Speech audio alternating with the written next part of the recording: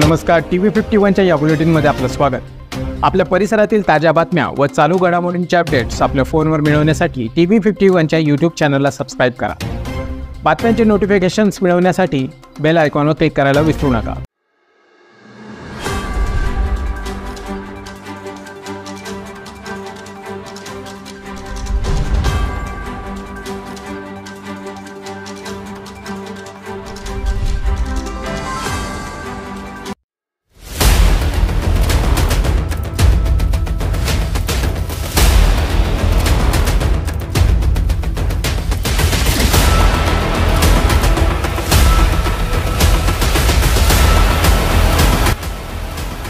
सोयगाव भागातील पवननगर येथे गणपती मंदिराला चोरट्यांनी पुन्हा एकदा निशाणा केला आहे।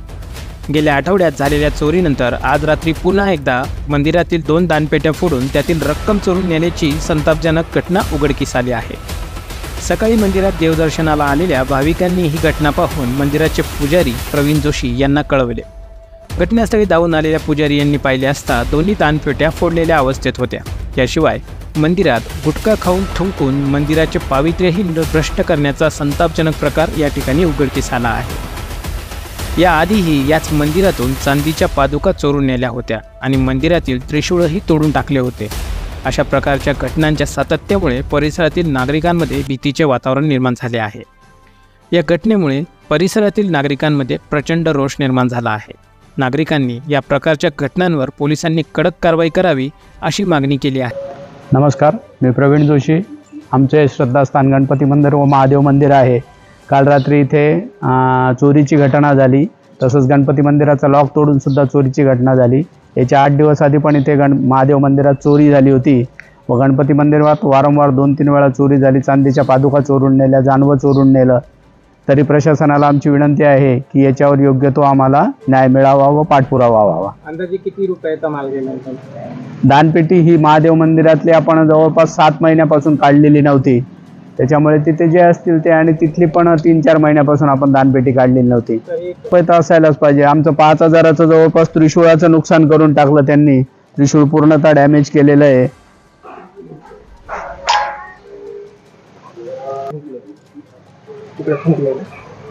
इथेच आमच्या इथे त्यांनी चोरी करताना त्याच्या तोंडात काहीतरी व्यसन असेल, त्याला सवय, तर तो गुटखा इथे थुंकून ठेवलेला आहे त्याने। मंदिराला पण अशौच केलेला आहे त्याने। माझं नाव दिलीप बच्छाव। मी पहाटे 5 वाजता मंदिरात फिरायला येतो। 5:30 वाजता रोहिणी परिसरातील त्यांनी मला सांगितलं की काका मंदिरात दानपेटी फोडलेली आहे। बघितलं तर एका बाजूने टेबलच्या उत्तर बाजूने लॉक होतं, ते लॉक फोडलेलं दिसलं। त्याच्यानंतर मंदिरात समोर गणपती मंदिराचं कुलूप पण उघडं दिसलं आणि मग प्रवीण ऋषी यांना फोन लावला की मंदिर लावले। ते आले, बघितलं तिथलेही दानपेटी तोडलेली दिसली, परंतु त्याच्याने ती दानपेटी काही तुटली नाही। अशा पद्धतीने संध्या सुभाष मोरे, इथे परिसरातच राहतो आम्ही। मी दररोज दर्शनाला येते आणि आज सकाळी आल्यानंतर तो प्रकार लक्षात आला आमच्या, तर खूपच घाबरायला झालं। आता आमचा सगळा महिला वर्ग पण घाबरतो आहे आणि आमच्या परिसरात सुद्धा अगदी भीतीचं वातावरण तयार झालेलं आहे।